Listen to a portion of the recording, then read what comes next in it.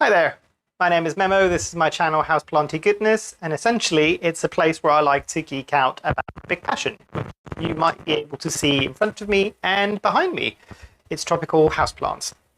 Now today I want to talk about one of possibly my favorite alocasias, and it's purely because it's one that will keep its variegation, and you might be able to see some of that variegation in the screen on the leaf that I'm moving. It's very difficult because this is quite a large plant. You might be able to see here. The plant that I'm going to be talking about today is the Alocasia Gageana, I think that's how you pronounce it, Alocasia Gageana Variegata. Now, let me lift it up so you can see the size of this plant. This is plant in all of its glory, and you can see all the way down. And you might be able to see this is not a singular plant. And that is a top tip about making your alocasia look fuller. I know it's quite tempting when alocasias pop out, which is essentially when they send little plantlets around the roots and they start growing as well, to pluck them out, propagate them, sell them, or gift them to somebody else essentially. But there's nothing wrong with doing it that way, but I still find that it's quite useful to keep some of those pups within the pot because it instantly makes the plant look a lot fuller. And especially with alocasia, even if they get larger, if you've got one singular plant, you're going to end up at some point with a very long stem, because that's the corn essentially that's in the soil as well. And you'll lose some of the bottom leaves anyway. This will happen anyway with alocasias, with any plants. So it ends up becoming a bit palm-like and quite top heavy and very bare in the middle. You might like that look, and that's fine if you like that look. Obviously, keep doing you. But if you want it to be full all round, I do encourage to leave some of those pups in the pot. The other thing to note about the pot, and I mentioned this in my previous video about the fry deck, is look at the size of this pot in relation to the sheer volume of this plant. And for the eagle eyes amongst yourselves, you might be able to see some of the roots that are coming out of the drainage holes at the bottom. Now, yes, this plant, even by how I treat my alocasias, is probably about ready and about due to get repotted and some of these pups to be split out. For people that are local to the Norfolk and Suffolk area, I'm organising a plant swap. I'll have a link to that down below in the description. If you want to tag along, do consider registering online because we've got very limited spaces. And to avoid disappointment, essentially, I don't want a whole bunch of people showing up there, and we can only get so many people in the venue on the day.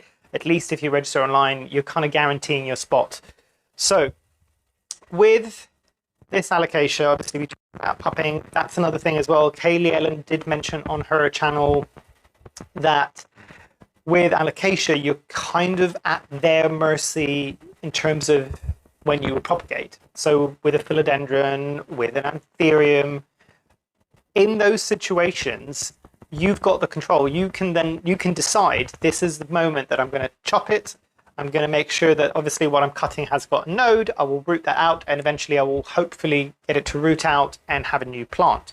With alocasias, the best way to propagate them is via pups, essentially. So when they sent out little bulblets out in the soil, a new plant starts growing around the base of the plant. So it's slightly less ad hoc. You can't just go, I'm going to propagate this alocasia now. You have to wait for it to pop out.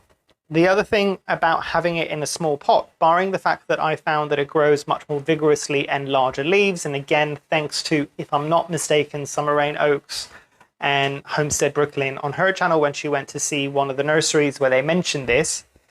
And as I said, this is something that has worked for me in my environment with my plants, with the care that I give them. I will always caveat this.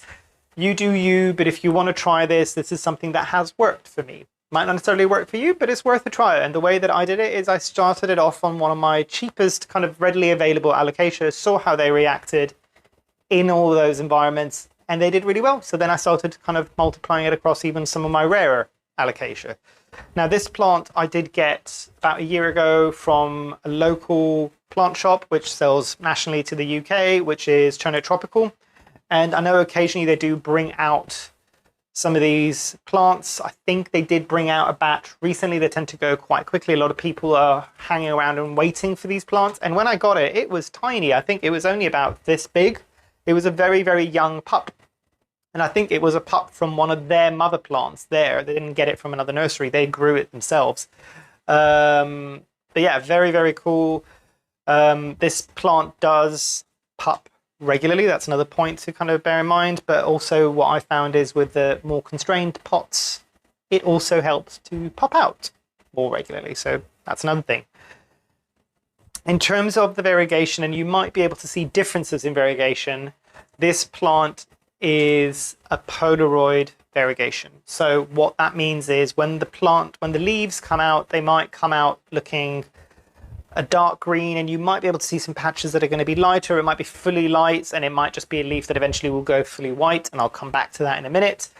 But it will start developing, much like a Polaroid photo, slowly into the ultimate color that it's going to have towards the end.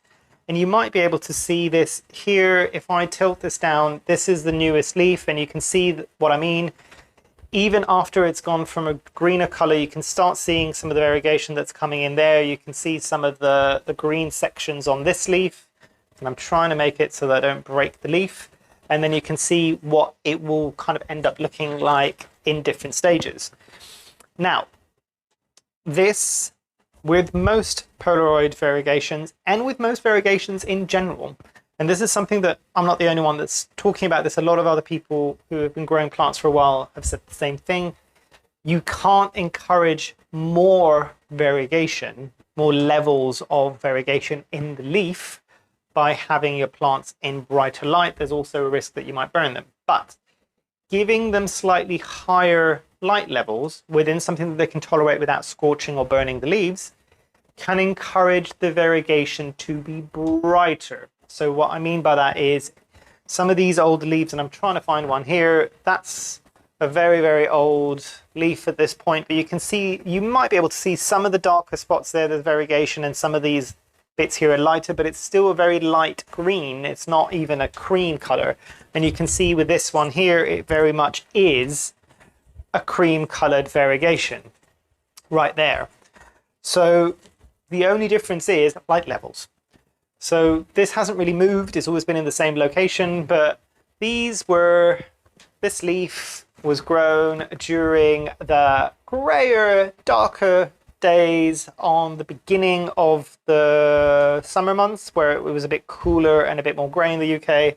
This leaf grew during the heat wave where there was abundance of light. So you can see that it affects the color of the variegation. The variegation amount on a leaf will be genetic, and it will be, the best place you can find that is within the stem of the plant. I think that might be everything. I don't want to ramble too much on this video. If you want a care guide specifically on this alocasia, it's very similar to my other alocasia in terms of how I care for it, do let me know. Drop me a comment down below. If you like this video, do consider liking it. It tells me that you like more content like this, and I can bring out more content like it. And yeah, hopefully you've enjoyed. Hopefully I shall see you here soon. And I truly do hope that you have a great rest of your day. Thanks. Bye.